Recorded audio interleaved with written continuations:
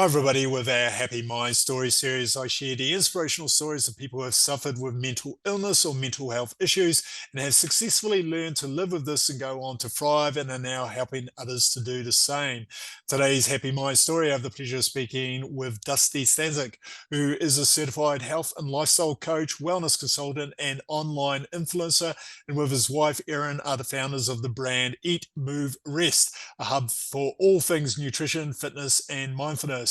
In 2017, despite being physically fit and then generally well, he also had an experience with mental health.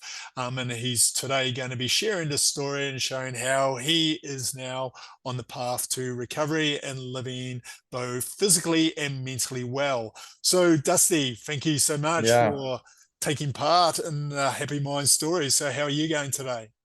dude, I'm doing really well. And I appreciate you asking me to be on here. Again, I'm excited and somewhat flattered. What the work you're doing is amazing work. And yeah, man, I'm just honored to be here and talking with you today. Awesome. Well, thank you again. So, well, let's get into it and let's talk a little bit about your personal experience. Like, I believe you've Yeah.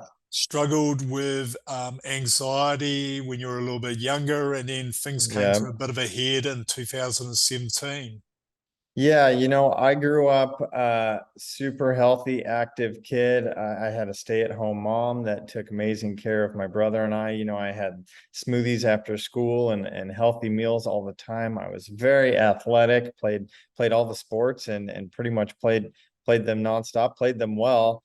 Um, I was the head of my class, when I was, it sounds silly, but 12, 13 years old going into junior high, I was the kid that would greet the new students or even like the adults. I would give them the tour. I was teacher's pet, but I was also an athlete. Um, and then something happened when I was like going on 14, we moved across town. It could have for me, for a kid, it might as well have been moving across the world. It was very difficult for me. I started experiencing anxiety. What are these feelings? What I've been, this full of energy, healthy, happy kid my whole entire life. Now I can't study. I can't focus in class. I don't want to play sports or do any of these things. I felt miserable, and it was, anxiety, some sadness. I wouldn't have characterized myself as depressed, but very, very anxious at the time. My parents set me up, with some consults, and there were some physicians, that talked to me and said, well, this here is your adrenal gland. And, they tried to explain to me what anxiety was. But, here I was 13, 14 years old going, none of this really makes sense to me. So, time goes on. Unfortunately, I just kind of had to, deal with it. Fortunately at that time, my parents didn't think medication or anything was necessary, and so we didn't go down that route. High school, things got easier. I began to learn, triggers and things that made me more anxious and less anxious. High school was good. I was back in sports. I had girlfriends. I did all the things. College, um, even more fun, probably too much fun, right? I did the whole college thing. I was in a fraternity, spent 4 or 5 years partying mostly. And then towards the end of college, I met my now wife, Erin. She and I had everything in common. We were best friends almost immediately. And even through college and my beer and mostly pizza diet, on the weekends I would go home and I would cook and I would, detox, basically clean things up. But my mom made sure that I knew how to cook. When I was a kid, she was always, instilling these healthy habits in me. So when Erin and I got together, we were spending less time going out, more time, together, hanging out on weekends, watching movies, cooking dinner, that type of thing. So I started feeling better and better and better. In fact, probably feeling the best I had my entire life. This was probably in my, mid, early to mid 20s, finishing up school. Life was just great. We were cooking our own food, cutting out all the fast food, the junk food, going out less.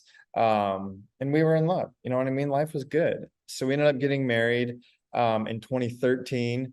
So we just celebrated our 10-year anniversary, which is hard to believe. And again, things were good. We bought our first house. We got a dog, the whole thing, happy couple. And about 4 years into our marriage, we thought, well, let's take a big trip. We had a feeling that kids were going to be in the picture soon. And we were like, let's take a trip before kids happen. So we spent 3 weeks in Italy, traveled the whole country. Italy's it's a dream of mine to end up there someday. We had an absolute blast. Came home, and for whatever reason, 2 or 3 weeks after coming home, I started feeling a little funny. We had been on this health and wellness journey. Our website and things had just kind of started, Eat, Move, Rest, you mentioned. And we had pretty much eliminated all animal products. So here we were on a plant-based diet, still feeling better yet. We were able to even be vegan in Italy, and felt great. I was physically in the best shape of my life, lifting as more than I ever could at an earlier age. Even though I was a little bit leaner, I was surprised. I was like, man, I just feel so strong. I feel so good. And I was working out with the trainer. And I remember one day at the gym, I just felt anxious again. All of a sudden, I was like, what the heck? I feel like I'm going to have a panic attack. And I'm like, oh, I just overdid it. Maybe I lifted too much or I just overdid it. This continued on for a week or two to the point where it was a full on mental health crisis. And again, I felt like I was a teenager again, except I was, now 30 years old instead of, 14 or 15. And I was like, what the heck's wrong with me? I've got finances are fine. I live in a beautiful home with a beautiful wife and a beautiful dog, all the things. We've got all these plans. And here I am just anxious for no reason. Got to the point where I couldn't sleep at night. I would lay there and I would shake. I was so anxious about not being able to sleep that it kept me up, and things got worse. Go a few days without sleep and then see how you feel. It just made things even worse. I was an absolute wreck. And at that point, I was going to pastors, priests, counselors, shrinks. Erin's dad is a physician. Finally, he said, look, we need to give you something to get you back to center. And so against my will, he gave me some anxiety meds. He put me on an SSRI, an antidepressant. And I thought, you know what, fine, because I need to get back to level. And so here I had this, these stigmas about medications and all these things, but they helped. They really helped. And in a matter of 2 or 3 weeks, I felt okay again. I went along and did some counseling, started doing some therapy. I was able to come off the anxiety meds, which I was glad, because those can be hardcore. You know what I mean? Those lasted just a week or two for me to kind of sleep and get things better. But I stayed on the SSRI, I stayed on the antidepressant for quite some time, and I feel like it really, really helped. And then but I didn't want to stop there. I wanted to do the work. You know what I mean? I'm like, well, that scared the heck out of me. I want to prepare myself, if in case something happens again, when something happens again, because let's face it, it's life, right? So I stuck with the therapy, all the things. And then I took our message of Eat, Move, Rest even more seriously. I was like, okay, we got to start digging and get this figured out. Yeah, it's been a journey for sure. Awesome. Well, thanks for being vulnerable, willing to share. So, Yeah. have you been able to work out what kind of like triggered the attack back in 2017? I've always been a spiritual person. I was raised that way. But even in my college days and in my own, reading books, listening to podcasts, and now, spending more time traveling the world. Erin and I host retreats in Costa Rica every year where we get groups of people together. My time in nature, has actually reinforced this idea that we are spiritual beings having a human experience. And at the time, I was, again, reading books. We were just in Italy, so we were in the Vatican, and I was exploring, my Christian faith and reading these old religious books. And I just think I got a little bit too deep. I started having questions that didn't have answers. Heaven and hell and that type of thing, which are good questions, which are things that, I don't want to shy away from and don't want to encourage other people to shy away from. But I got to a point where I was confused and I couldn't sort things out. And it got, it got dark and got difficult really fast. And so I still haven't been able to put a pin in what the exact trigger was then. But I will also say in the last, let's see, so that was probably about 5 or 6 years ago. It's been a journey. That wasn't the only episode I had. Just 2 or 3 years ago, it sort of happened again. And this time it was after our first born, Max, came along, and it hit me. It started with sleep. Same thing. I wasn't anxious about anything, but I was finding myself waking up. The trauma from the first event frightened me, right? So I'm like, again, life is good. I've got nothing, again, I don't have these debts. The mafia is not after me, and none of these things. Like, what am I anxious about? Why am I unable to sleep? But the trauma that I had experienced as a teenager, remembering that anxiety, the trauma I had experienced again in 2017, remembering that anxiety and not being able to sleep, frankly, scared the wits out of me. And I couldn't calm myself down again. And so that was the trigger for the second time. And it's happened, again, on and off a couple other times, but I'm getting better, right, at recognizing, is this anxiety real? Or is this, am I afraid of the past trauma? Am I creating things? I've mentioned to you, we've moved across the country. We've had a couple kids. We have this business. We're traveling. Life's been stressful. You know what I mean? And in a weird way, I'm so thankful that I've had to go through these things because it has prepared me for the hard things in life. And it's like, now I look at the last few tough times, and I am able to identify those triggers, and I am able to kind of disseminate, between like the real and the false anxieties and things like that. So yeah, hard, dark, scary times for sure, but a blessing in disguise for me, 100%. Very good. Well, we'll dive a little bit more into what you learned, but I guess Yeah, it would be good to kind of like understand beyond the medication, and then as you sure. indicated, you had therapy. What other Yeah. things did you use to kind of like help you kind of go through these kind of episodes? Yeah, as I mentioned before, we've cleaned up our diet. We About the time that we got together, Erin, my wife, had high cholesterol. Again, we're in our early 20s, and we're getting healthier, getting healthier. Her dad being a physician, we popped into his clinic, got some blood work done, and we were like, oh wow, here we thought we were super healthy. All of a sudden, turns out we maybe weren't. So we did what most people do. We started working out harder than ever. Quickly found out that you can't out train a bad diet, and so we realized again, well, maybe we need to change what's showing up on our plate.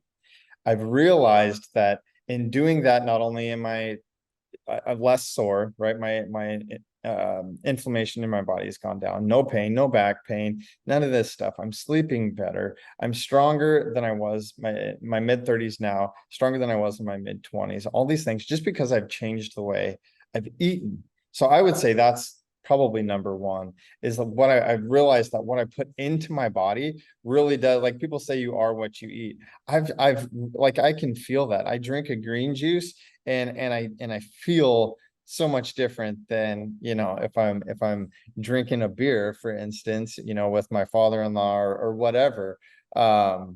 You really do feel these effects almost instantly. And so that's the first thing, is I would say I changed what I eat. I started eating better. I started eating a little bit less. I started eating earlier in the evening. That helps me sleep better. Beyond that, for mental health, movement. Honestly, this is why we created our brand, Eat, Move, Rest. This is what I needed in my life. This is what Erin has needed. Movement is so crucial because, like you and I were talking before the call here, living here in South Florida now, the nice weather, the sunny days, I can get up and I can go for my run. I can go for my ride. I can lift some weights in the garage, especially if I'm not feeling great, I will do those things anyway and feel even better. And it's just wild to me, and again, I've come off of the antidepressants and things like that, and I've been able to gauge, how do I feel during and after exercise compared to, yes, when I was having a panic attack and I had a Xanax or something. I can now feel the natural endorphins, you know what I mean, that you get from physical fitness, from exercise, and compare those to, what can be scary drugs. Helpful indeed, but can be scary, and we all know can be abused. Now I can do that with a run, with a ride, with some exercise, just run around playing with the kids, moving my body has been so crucial. And then for sure, healthy rest is paramount for me, especially for whatever reason. That's where my trigger was. My sleep got attacked, and that made the next day harder, which made that night of sleep harder, and it was just a downward spiral. But it always seems to start with sleep for me. But if I'm eating my best, if I'm moving my body, I am able to sleep better. And that it's almost like a locomotive, you know what I mean? You do those things right, and things, they just start to compound, and it just starts to pick up momentum, and the train just starts to roll on the tracks, and I feel better than ever. So like our brand says, I eat, I move, I rest my best. Beyond that, definitely coaching. I have a consistent mental health coach who I've talked to once a week, and I love her. She's great. I'm able to talk about what's going on, what's not going on. Most of the time, things are great, and sometimes I think, oh, I could cancel this, I don't need this anymore. And then something comes up, and I'm like, gosh, I really would like to sort this out with somebody. And my wife is great. I've got family, I got siblings. I talk to everybody, I really do. But the benefit, that I've received from having a therapist and a coach, specifically, has been just amazing. CBT, cognitive behavioral therapy, was something that I did when I was really struggling again a few years ago. I had read, I had done talk therapy and traditional counseling and all the things. And I'm like, I don't feel like necessarily just talking. I don't want to just talk about my problems or talk about my sorrows. I want help. Like, and Erin gets mad at me, right? Because she wants to talk about her problems. And I'm like, all right, let's fix, like the typical guy. So when I was looking for a therapist, when I did my research, I'm like, okay, cognitive behavioral therapy. It sounds like this guy's going to give me a things, a to-do list, and my therapist did. He was great, and it was very tangible. Things that I can learn, things like exposure therapy. He would say, "What makes you anxious?" And I'd say, "Well, sleeping." And he'd say, "Go take a nap when you don't want to." All these things, exposure therapy, and all these, scientific methods that I wasn't familiar with, that I found very beneficial and helpful. And that is something I did just do for a short time, because I found some benefit in it. And I do go back therapy once in a while, but one thing I still currently have as a coach. So yeah, man, all those things, eating better, moving my body, for sure getting, and I say at least 8 hours. I know a lot of people say 6 to 8, but gosh, maybe it's us with kids. I shoot for 8. And some days I'm lazy, and I'll just lay around just to make sure that I feel rested, that I'm not getting out of bed, with an anxious body, with an anxious heart. All these things, definitely get a lot of sleep. And then talk to someone, have a coach, have a therapist. Just you gotta talk about things, because I've got friends, you hear sad stories about people that never talked about it. And it can be the most beneficial thing. So yeah, those are helping me always. Awesome. So what's the difference between a therapist and a mental health coach? Like, I haven't heard about a mental Yeah. health coach before. Yeah, so my mental health coach she's a PhD, very educated. But her methods are a little bit different. I found with therapy that again, it was more like they were sitting back, I was doing the talking, and I was kind of saying the same things all the time. They want you to figure it out. They want you to come to the thing. And I'm like, half the time this is just leaving me more confused and stressed out. And not to mention it's crazy expensive. My mental health coach is a little bit more laid back. Some days we do a video chat, some days we just do a phone call. I was driving up to do groceries the other day and I had about an hour in the car and I thought, hey, let's do a chat now. And so we just talked on the phone. And a lot of times it can be less formal. And I think that's what I like about it because they can say, hey, how's this going? How's that going? Here's what I think you should do. Where therapists sometimes that they're not supposed to say, legally, they can't agree with you. They can't say, oh, I've been there, I've done that. Therapists are supposed to be pretty disconnected, but my coach is great, and it just seems less formal. It's more results, more task oriented. She sends me homework, worksheets, and again, I can text her, I can call, and it just feels a little bit like an easier relationship, more real, frankly. You know what I mean? In this day and age, you and I are talking like this. When's the last, especially after COVID, right? When's the last time any of us had to drive to an appointment or a meeting? Now it's so much easier. Just call or text even. I like the coaching a little bit better. So it's just a different word, just semantics, right? But the whole relationship is different than traditional therapy, and it really helps me. So yeah. Awesome. So one of the big things that seem to have been important for you to be able to kind of like deal with it going forward is Yeah. identifying the triggers. So Yeah. when you identify a trigger, what Yeah. is the kind of like tool or the exercise you use to kind of like help ground you, get you back to normal? Sure. So this is a tool that has been recent. It's kind of new to me, but it's been groundbreaking and it's crazy simple. And Tara, my coach, is going to be mad at me for giving this away for free, but it's so basic. She wouldn't really. So when I get triggered, which I still do, on a regular basis, sometimes even a daily basis, I'll get that feeling, or whatever it is. And again, it could be this financial, we're doing some real estate things. We're doing these retreats. We're investing in our online business, all these things, or the kids are out by the pool. It could be so many different things that triggers, that cortisol spike, that adrenaline. And for me or anyone else who has had a history with anxiety, that can be a very frightening thing, right? Because all of a sudden the trauma just comes rushing in. Oh no, I'm going back to this terrifying place. And so that has been the most difficult thing for me is like, okay, number one, how do I stay calm? And my coach, Tara, has used this technique with many others and for me too. And she says, try this. She says, when that anxiety shows up, she said, try to not to self-identify with it, like this is me, this is my head, or this is my heart, this is my body. Think of it as a backpack. Think of it as, oh, that backpack is now either on my back and it's heavy, or it's next to me in the room and that's making me nervous because I can see my anxiety as a backpack, but it's separate from me.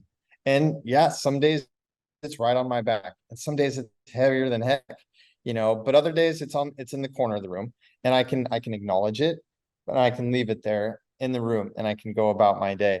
Another way, she was like, if it is very personal, she said, imagine it's like a second you, right? It's sitting there next to you. Oh, hey, this is anxious Dusty. I'm my best version, Dusty. This next to me is anxious Dusty. And some days we go everywhere together. And some days he bugs the hell out of me. And some days he helps me. Some days he helps me prepare and get certain things done.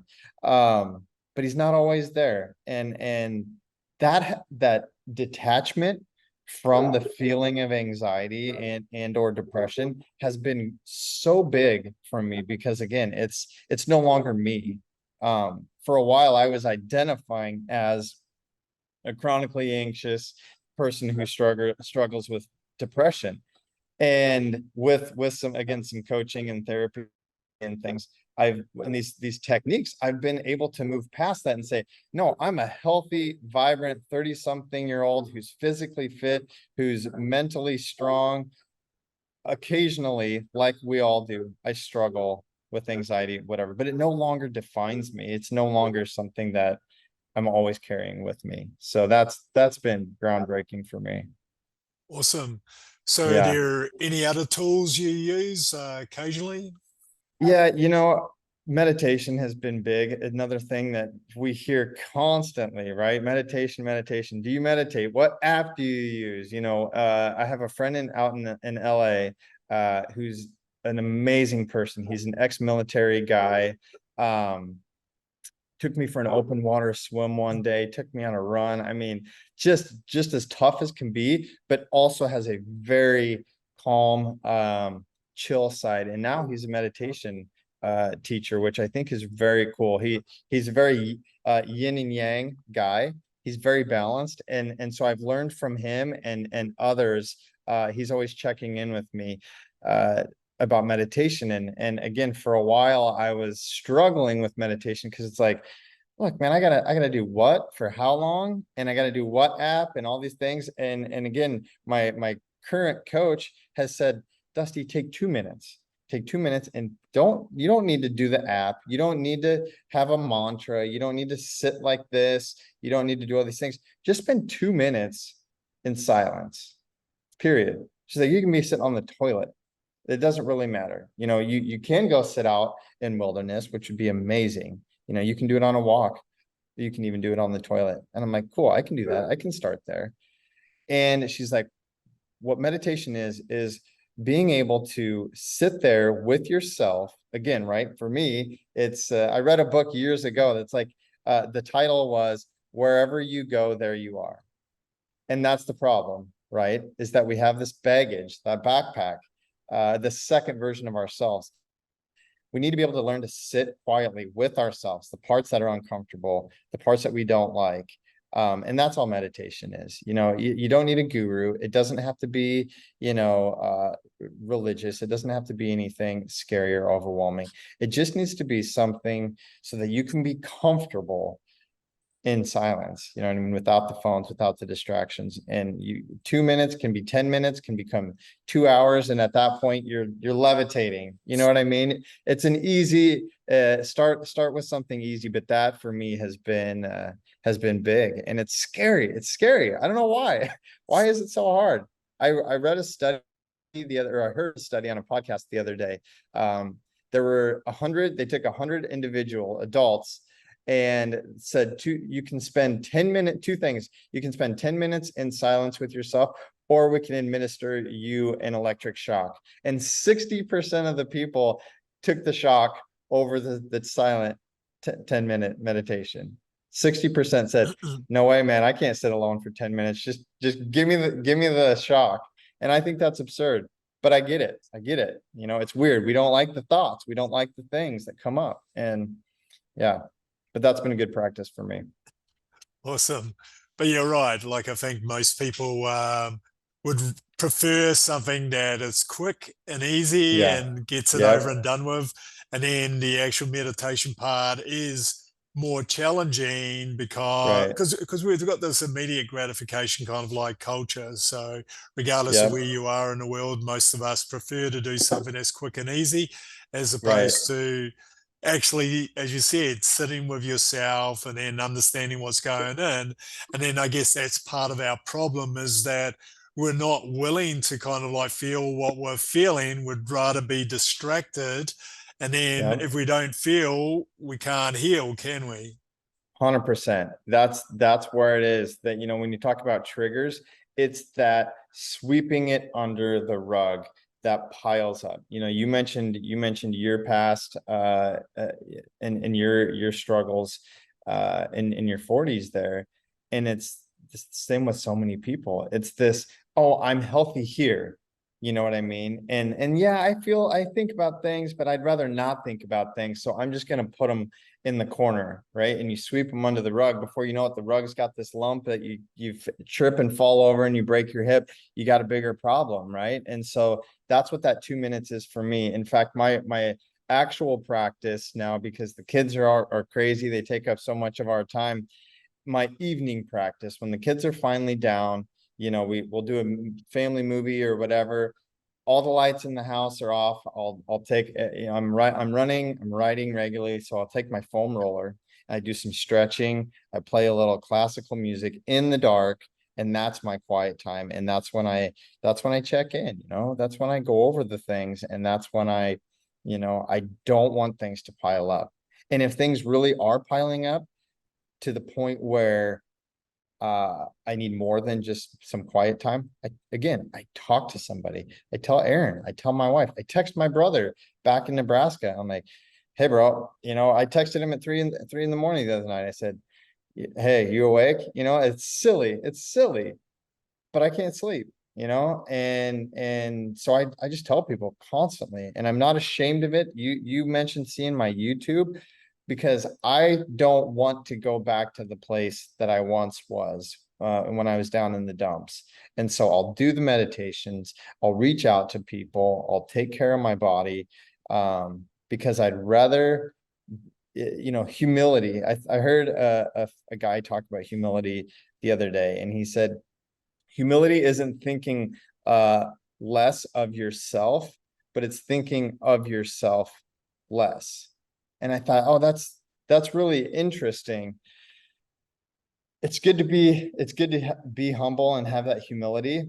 But if we go on too long, because this is like the parent thing, especially if we go on too long not thinking about ourselves or checking in with ourselves, we can get to that point, like you mentioned before, where we're completely lost, we're buried. And so I'm like, I'll humble myself in a different way to say, look, I struggle, or look, I'm struggling with this, and I need you to help me sort this out, because I got to go back to being a dad. You know what I mean? I got to go back to being a business owner and a husband and a dad and all the things.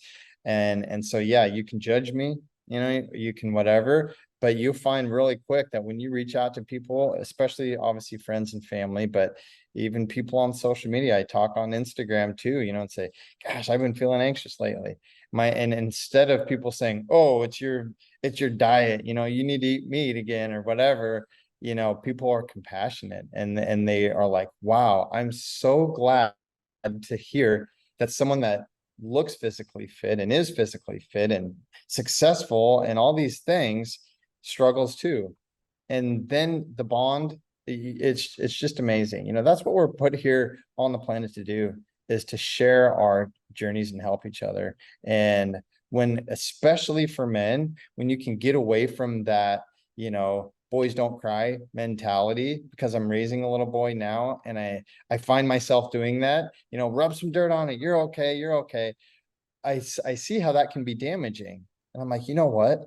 We need to allow the feelings, and let's talk about the feelings so they can go away, right?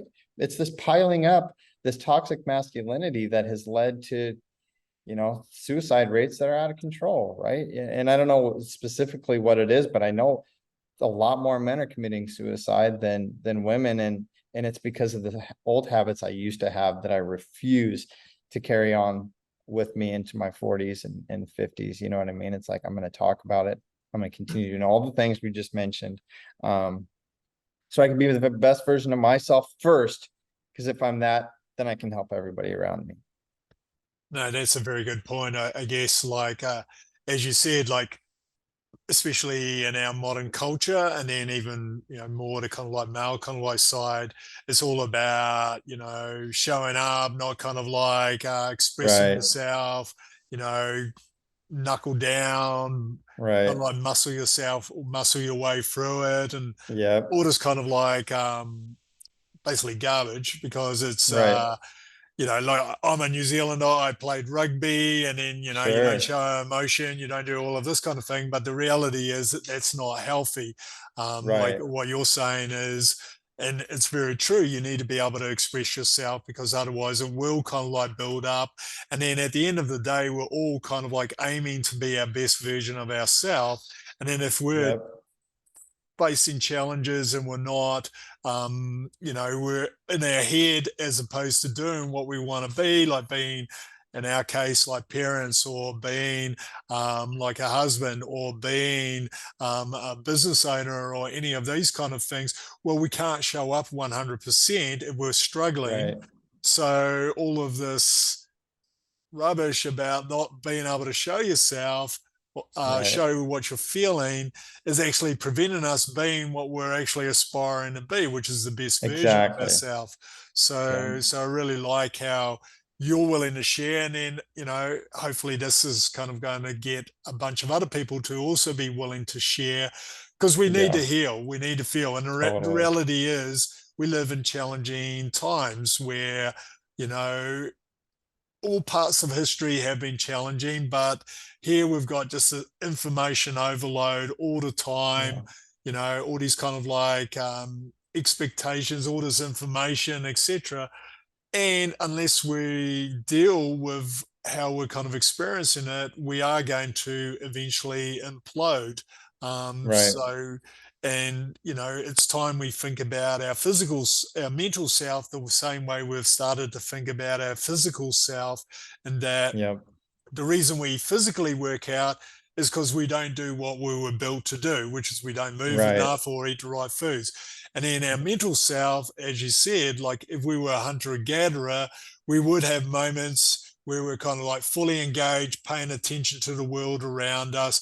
We would be interacting deeply with the people Right. we're either going off to hunt with or gather food with, or our actual immediate family, which we don't Right. do anymore. We're kind of like No. disintermediate beings. So Right. we actually need to create practices to Yeah. compensate for the fact we're not doing what we're meant to do. So it's normal 100%. to get a mental health coach, or talk to someone, get tools, get Yeah. processes to help you actually do what we were meant to do. Because Right. another point you made very clear is all we're very trained ourselves to do now is escape. Like we try to Right. escape how we feel. We develop patterns to escape what we've Yep. experienced. We don't actually deal with. We don't allow ourselves to be humans anymore. And I think Right. that's what you're doing. You're allowing yourself to be human, and then you're willing to get help when you need it. You're willing to express yourself when you need it, and Right. you're more than happy to find tools and strategies to help you kind of like deal with the day to day. You know what? You mentioned those things. Two things come up: community and doing hard things. The things that we don't have anymore. Like you mentioned, you're going out to hunt, or the women, someone's having a baby and all the women are there, looking back to the tribes that we used to live in, and even European. I mentioned Italy before. I love, we've been now a couple times. I mentioned the trip before the chat, the talk, but I keep feeling drawn to this European lifestyle because they all live in the same old house or on the same old farm, and grandma is there, helping out with the kids and the grandkids. And here, my mom lives in a condo downtown. My brother lives in a separate condo downtown. I live across the country, and it's like we're so disconnected. But if we had this community, and then again, you mentioned like going out and doing things physically, we no longer have to do hard things. We don't have to, hunt. We don't have to, literally, we walk our lazy butts into the grocery stores, or even worse, we drive through the drive-throughs. We don't have to do hard things. So these are two things that we've also implemented. Our retreats, number one, is the community. So we go to Costa Rica every year. We just finished our 7th annual Costa Rica retreat. In fact, the last couple of years we've done 2 back to back because we've had so many people that are craving this community, right? Especially we did it through COVID. We said to heck with all the things. We're going back. If you guys are brave enough to come with us, we're going to Costa Rica, and we've gone all these years because people are craving this community that we no longer have. And we do hard things. We jump in ice cold waterfalls, swim in the raging ocean and on the west coast of Costa Rica. We do a lot of fun, hard things. In fact, at home, Erin and I just put a cold plunge in, which is all the rage now. But again, it comes down to, for me, I get questions all the time. In fact, we just got interviewed on CNN CNN saw our YouTube video that we did about cold plunges and asked us to do a talk. And I feel completely like I should not be talking about it at all because I'm very much a beginner.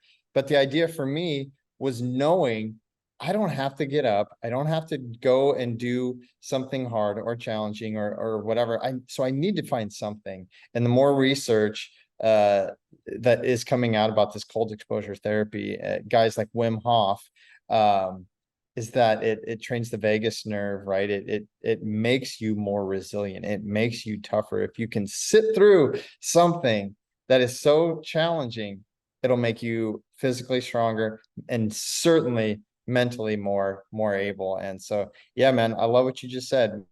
We need to be doing hard things. We need to be searching out community, and yeah, all the things. Yeah. Very good. So, what do you think has been your biggest learning through this whole kind of like journey? Yeah, you mentioned allowing myself to be human. Again, I'm gonna speak to guys and that right now because I am one. There's this mentality that we're unstoppable. I'll admit on the plane ride back from Nebraska a couple weeks ago, I watched 300, right? The Gladiator movie. And I felt so pumped up. I was like, I can't wait to get home. I'm going to lift weights. I'm going to do all these things. But it's just not reality to live that way. I'm trying to allow myself, I'm getting there to be human. And that is to feel the ups and the downs. You know what I mean? I look at Bo, our dog. I look at the plants that I'm planting outside. Everything ebbs and flows. And for some reason, when I feel myself doing this, I freak out, right? And women have their cycles, men hormones, things too. It's the time of year, the time of month. All these things can change and are always changing. But for some reason, it makes me anxious. It makes me anxious to the point where I completely lose it. But if I can just remember that life is a journey, we're ebbing, we're flowing, there's ups and there's downs. I can allow myself to be human, to feel it all, appreciate it all. That has been the biggest learning thing for me is understanding that the lows have helped me to appreciate the normals and certainly the highs even more. And that's, yeah, man, just learning to be human. It's wild. Awesome. So, what advice would you give to anyone else who is either experiencing what you've experienced or is just generally struggling with some other aspect of their mental Yeah. health? Yeah, number one, reach out. Like that's the first thing to do. So whether it's you send a text message to someone you 100% trust and you set it down and you walk away or whatever, or you schedule an appointment, tell somebody so somebody knows. More or tell everybody. That's my method. I feel silly. I text all my buddies. I text all these people I talk about on social media because I'm like, I need the help. I need the champions, right? I'm feeling wonky. I do not want to go down that slippery slope. So I tell everybody, and Erin makes fun of me. She's like, you're gonna be embarrassed about this in a week when things are fine. And now everybody thinks you're having a crisis. I'm like, I don't care. I'm not going back to the scary place. So talk to somebody, number one. Number two, get healthy. Clean up your diet, move your body. You gotta move your body. And yeah, eat, move, rest, I should say, our brand. And sleep is so crucial. And like we mentioned before, we live in this hustle hard society. Sleep when I'm dead, but it's complete garbage. You've got to sleep because if you don't get sleep, you don't have the energy to move. Your brain can't heal, your cells can't regenerate. So yeah, I would say get healthy, talk to someone, get healthy, and yeah, just have hope too. Have hope because without that, in fact I wrote down when we were doing this, I wrote down the definition for hope because I was thinking about these things and I'm like, hope says it's the desire and uh the ability to consider what's possible. That's it.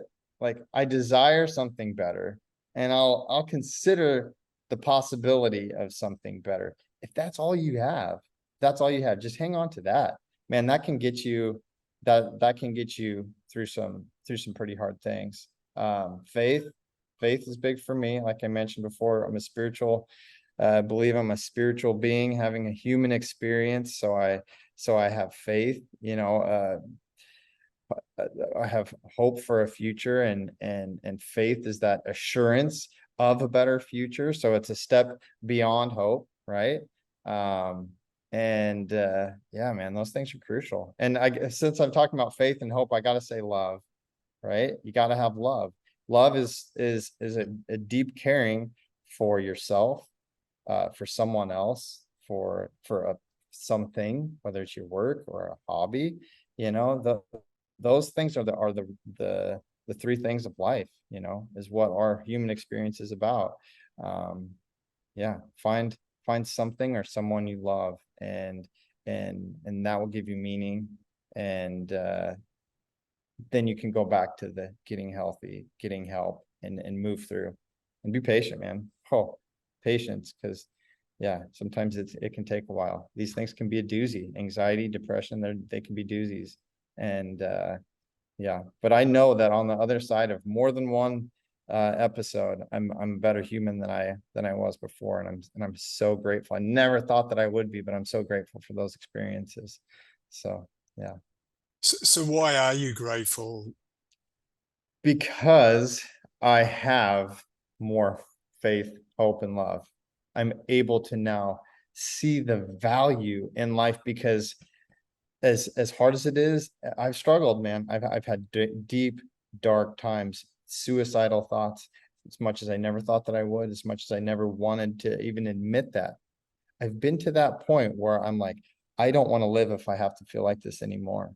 And I was afraid to tell people that. I know why it's hard to talk to people, because when you say things like that to people, they think you're crazy.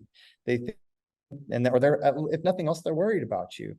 And I'm like, you know what? I don't care. I'm going to tell people what I'm thinking, what I'm feeling, um, because I need the help. But I'm thankful for those moments, because now every morning I do wake up, I do a gratitude practice before I get out of bed. And I say, thank you for another day. And I don't know, this morning it was raining. I could hear the thunderstorms. So I knew I wasn't getting my bike ride or my run in. But I thought, you know what? Thank you for the rain, because I just planted some fruit trees. Find something to be grateful for. And the hard times have made me so much more grateful without having to try. It's like a gift from God. It's a blessing in disguise. When you go through hard times, it really says, hey, I'm going to show you hell so you can recognize what heaven is. That pretty much everyday life is pretty great. Just playing with the kids, just making meals, all these things. I'm so much more grateful and thankful for simple things, because I've been in such scary places. So yeah, that's why I'm thankful in a weird way. No, it's back to that being a human kind of thing, isn't it? Like Yeah, if we kind of hide from what we're experiencing, all these kind of like difficult, challenging moments in our life, and we try right. to cover them up and ignore them, we are not really allowing ourselves to understand the other sides of life that we already have. Like everything's just a big mess, and then everything seems the same. We don't Right. know how to distinguish between good or bad. Everything just Yep. appears to be bad, like because they have a Right. negativity bias. So when we Yeah. actually kind of like allow ourselves to feel how we're feeling, Yep. we're open to it, then we also can start to recognize the other sides. Because if you can't experience bad, how can you experience good? If you just choose Yep. to numb 100%. yourself, you don't have any ability to kind of feel, do you? No, no. And that's you know what, that you brought something up. Let me look at my phone real quick. And Damien, let me know if we're running out of time. But I got to share this one thing.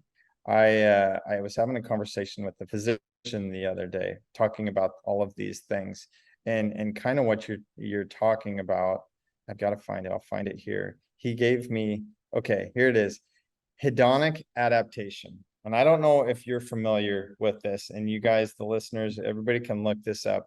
If I remember right, it's basically the idea that our lives, okay, let's say you hear about people that, celebrities, for instance, right? They have everything in the world, but for some reason they're not happy, or they, how many of them have committed suicide? Sadly, we all get to the point in our lives where things just seem like this, right? It's bland.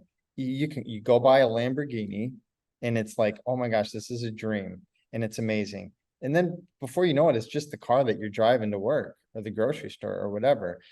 And all of a sudden, life is flatlined. Even if you have so much more than you ever thought that you would have.